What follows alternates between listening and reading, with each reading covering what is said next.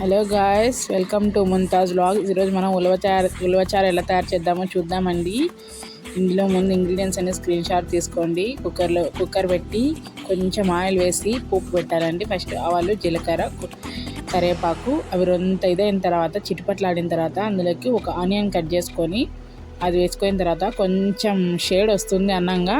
అప్పుడు మేమైతే 3 టమాటోస్ తీసుకున్నామండి. ఇందులోకి ఈ ఉలవచారులోకి 3 టమాటోస్ పడతాయి.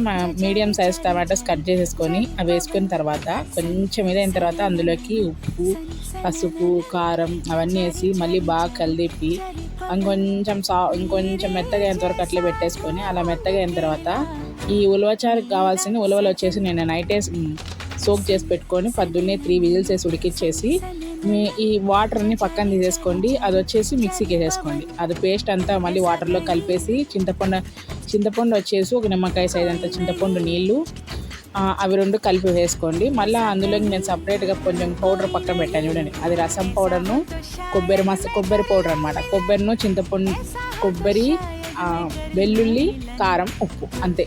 అవి మిక్సీకి పట్టుకొని అవి వేసేస్తున్నాం అనుకో చాలా బాగుంటుందండి. ఇదైతే కరివేపాకుది నేను కుప్పు పెట్టాను. కుప్పు అనేది ఇదే ఎడిట్లో వెళ్ళిపోయిందండి.